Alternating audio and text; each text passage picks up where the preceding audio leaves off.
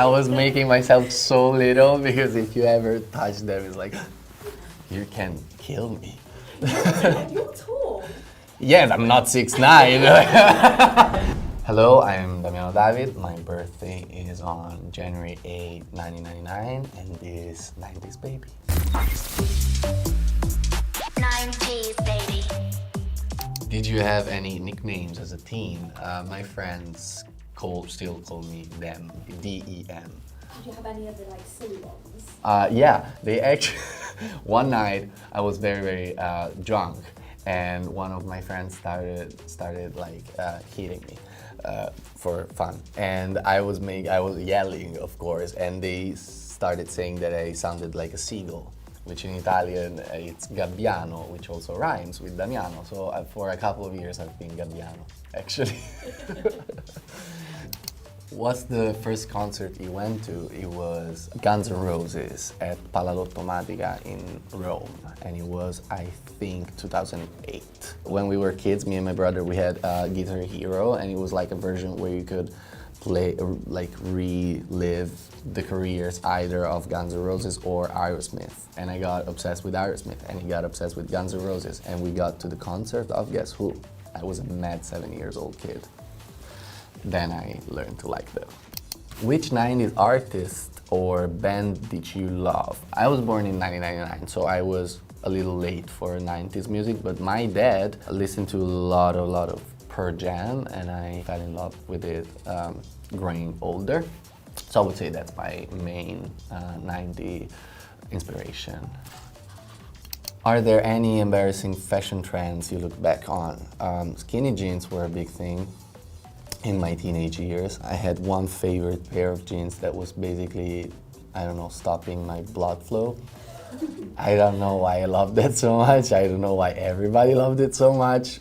Thank God, you know, the time goes by. Okay, who did you have on your wall growing up? I was very into basketball, so I had Kobe Bryant and LeBron James. No musicians. I was not like you know, teenager. I was, but without posters. Did you used to play? I used to play. I played basketball for like 10 years of my life, and then I stopped growing. What were some of your favorite toys from the 90s? It's not from the, like, yes, it's from the 90s, but like my version is not, but like the Game Boy was sick. Was like one of the best inventions ever, and I lost a bunch, and my dad was always very kind with me, buying me ones. Of course, like Pokemon was the biggest. My favorite was, of course, like Charmander, but the best was Blastoise. Always go for the water, right? Always go for the water Pokemon. They're more effective. Fire is just cool. Did you have any hobbies growing up? My hobby was music, and it became my job. So I didn't have time to have many hobbies, actually. I like cooking, but I wouldn't define it a hobby. I would define it like more a necessity. Lately, I got very skilled in like oven roasted potatoes. I tried a bunch of different ways to do it, and I found the perfect way that I'm gonna gatekeep. So you can't even share that with us? No. Try that over and over. You gotta make your own mistakes. Okay.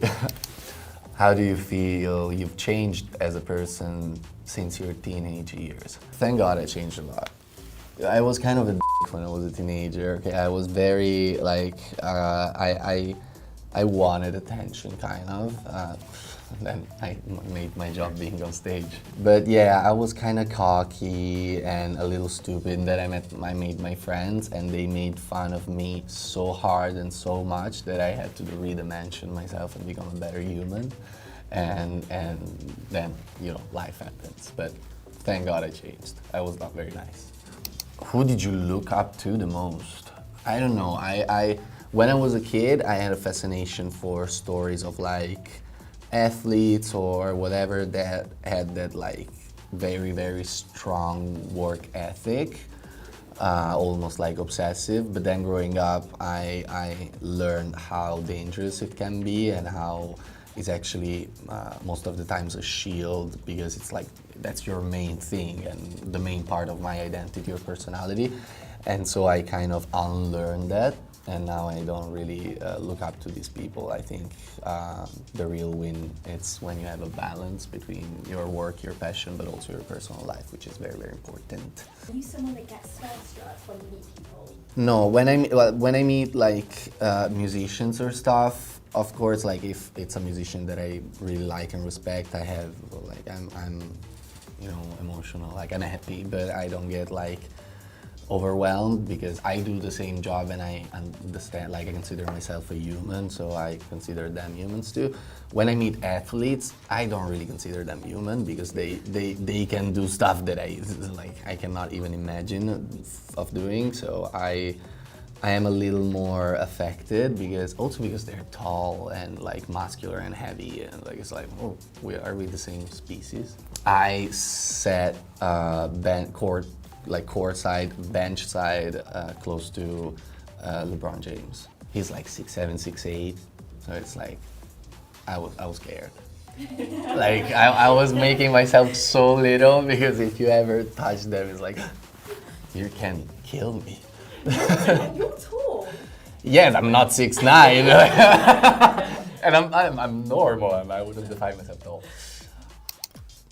Who was your celebrity crush, and have you ever met them since? I had many celebrity crushes that growing up, they were 30 when I was 10, so it was not a thing anymore. I liked Lola Bunny when I was a kid, which is very 90's. You know, it's weird, but she was cool.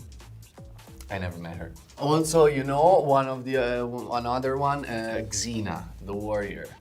She was sick, you know. What advice would you give to your younger self?